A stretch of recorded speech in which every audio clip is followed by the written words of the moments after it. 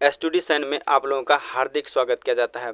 आज हम इतिहास से संबंधित 65 क्वेश्चन का एनालिसिस करेंगे और यह 65 क्वेश्चन किसी भी वनडे एग्जाम के लिए काफ़ी कारगर साबित होगी। चलिए क्वेश्चन आरंभ करते हैं। क्वेश्चन पहला में कहा जा रहा है हड़प्पा किस नदी के किनारे स्थित है? तो हड़प्पा जो है दोस्तों यह रावी नदी के किनारे स्थित है और यह हड़प्पा पाकिस्तान के पंजाब प्रांत में रावी नदी के तट पर स्थित है।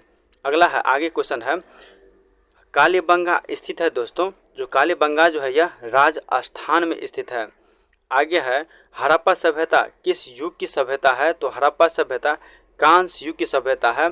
इस हड़प्पा सभ्यता का अलग नाम भी है, जैसे हड़प्पा सभ्यता को आदि ऐतिहासिक काल भी कहा जाता है, नगरीकृत सभ्यता भी कहा जाता है, इसे कांस्य युगीन सभ्यता भी कहा जाता है, इसे यानी प्रागैतिहासिक यानी कि इसे आदि ऐतिहासिक काल भी कहा जाता है दोस्तों।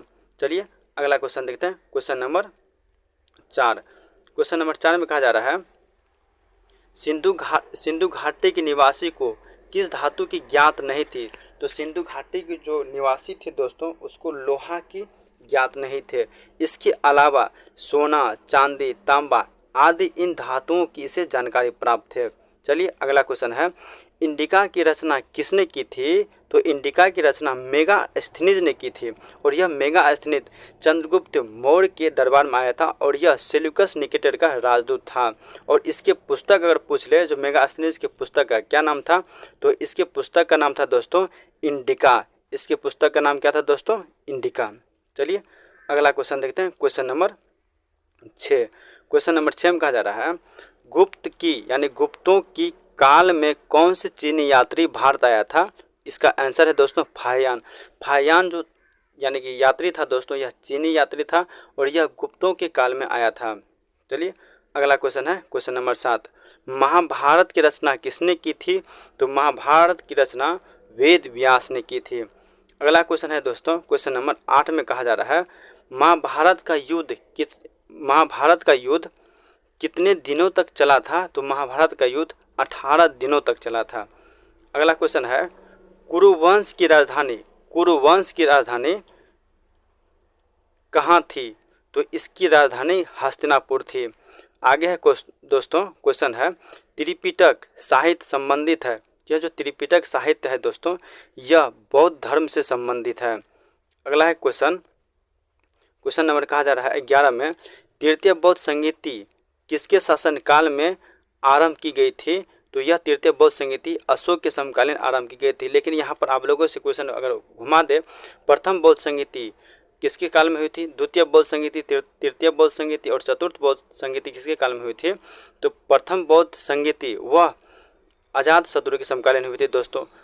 द्वितीय बौद्ध संगीति कालाशोक के समकालीन हुआ था। तृतीय बौद्ध संगीति अशोक के समकालीन हुआ था और चतुर्थ बौद्ध संगीति वह कनिष्क के समकालीन हुआ था। चलिए अगला क्वेश्चन है, क्वेश्चन नंबर 12 में कहा जा रहा है, आईन-ए-अकबरी एवं अकबरनामा की रचना किसने की? तो आईन-ए-अकबरी और अकबरनामा की रचना अबुल फजल ने की थी और यह अबुल फजल अकबर का काफ़ी करीबी था और यानी कि अकबर का इसे दोस्त भी कहा जाता है। चलिए अगला क्वेश्चन है, क्वेश्चन नंबर 13, अकबर का वित्तीय मंत्री कौन था? तो अकबर का वित्तीय मंत्री टोडरमल था। अगला क्वेश्चन है, पुराणों की संख्या कितनी है दोस्तों? तो पुराणों की संख्या 18 है। चलिए अगला क्वेश्चन है, क्वेश्चन नंबर 15 में कहा जा रहा है, जो तंबाकू का सेवन सबसे पहले किस मुगल सम्राट ने किया था? तो सबसे पहले तंबाकू का सेवन अकबर सम्राट ने किया था। बाद में अकबर ने तंबाकू को कभी भी हाथ नहीं लगाया, कभी भी इसका सेवन नहीं किया। चलिए अगला क्वेश्चन देखते हैं, क्वेश्चन नंबर 16 में कहा जा रहा है, पानीपत का प्रथम युद्ध किस वर्ष हुआ था? तो पानीपत का जो प्रथम युद्ध हुआ था दोस्तों यह हुआ था 1526 ईस्वी में। अगला क्वेश्चन है, क्वेश्चन नंबर 17, शेख मुईद्दीन चिश्ती का दरगाह स्थित है दोस्तों? तो यह अजमेर में स्थित है। चलिए अगला क्वेश्चन देखते हैं, क्वेश्चन नंबर 18 में कहा जा रहा है, अकबर ने किस वर्ष दीन-ए-इलाही धर्म चलाया था? तो अकबर ने जो अपना धर्म चलाया था दीन-ए-इलाही धर्म यह 1582 ईस्वी को चलाया था। चलिए अगला क्वेश्चन देखते हैं, क्वेश्चन नंबर 19, स्थापत्य का कला स्थापत्य का काल किस वर्ष स्थापत्य का काल सर्वाधिक किसके शासनकाल में हुआ था? तो इसका जो राइट आंसर है दोस्तों यह है शाहजहां के काल में हुआ था। अगला क्वेश्चन है क्वेश्चन नंबर 20।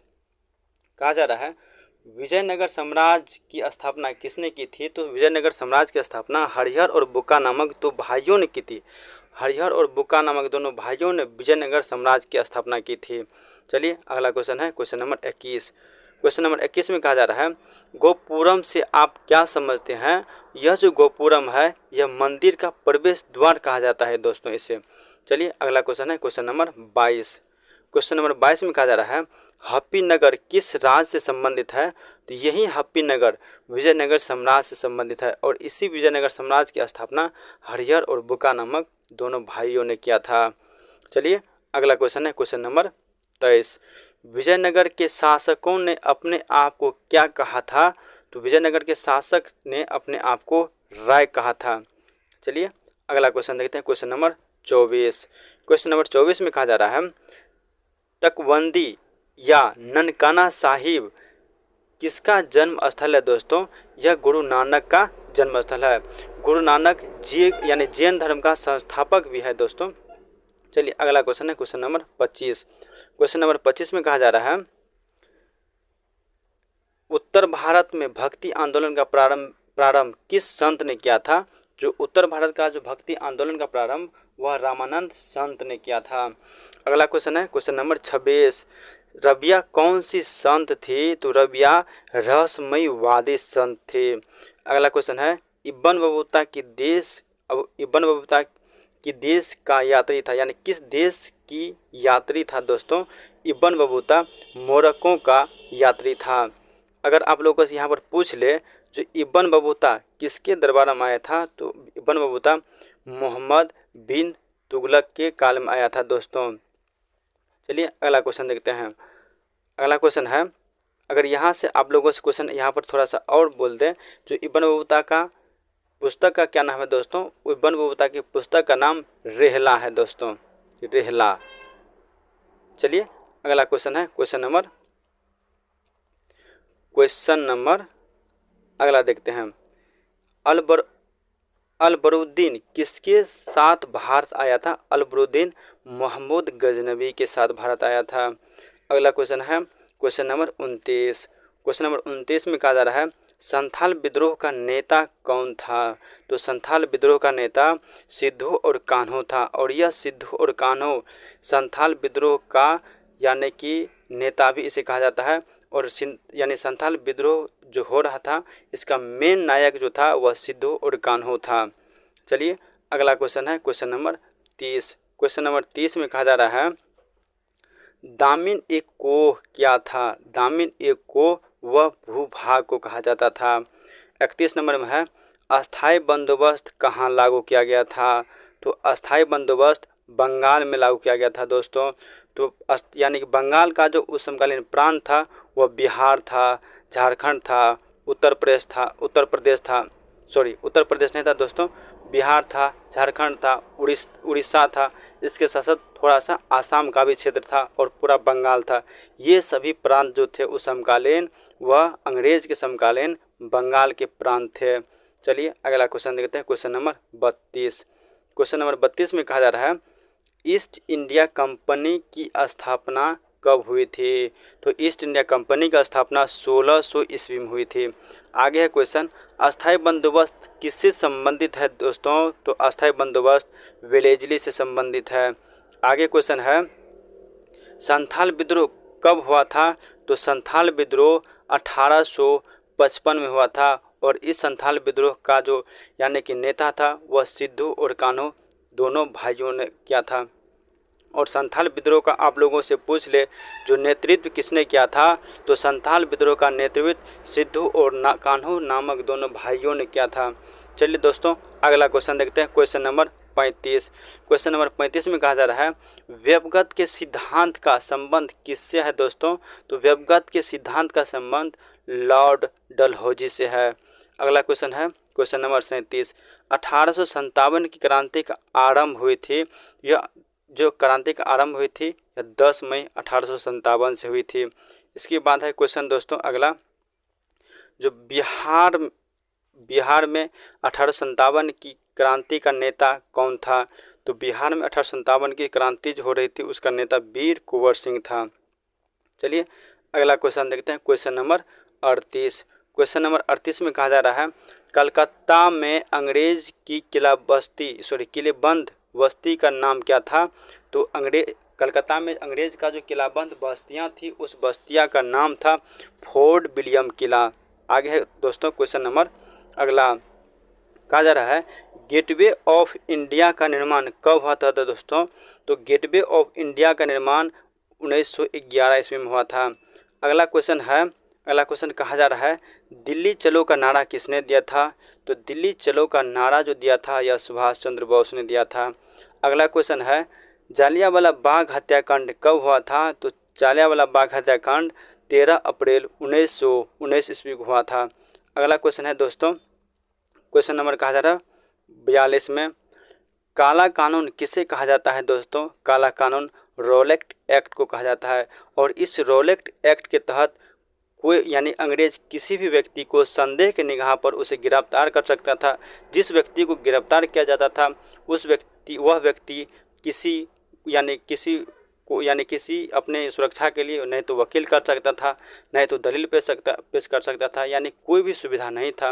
अंग्रेज को जब मन हो सकता था, जब तक मन होता था तब तक उस व्यक्ति को अपने जेल में रख सकता था। इसीलिए इस कानून को महात्मा गांधी और भारत के अन्य नेताओं ने इसे काला कानून कहा था। चलिए अगला क्वेश्चन है क्वेश्चन नंबर 32।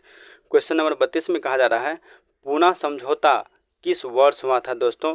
पूना समझौता 1932 में हुआ था। यह महात्मा गांधी के बीच हुआ था। अगला क्वेश्चन है क्वेश्चन नंबर 44, बिहार में चंपारण सत्याग्रह कब हुआ था?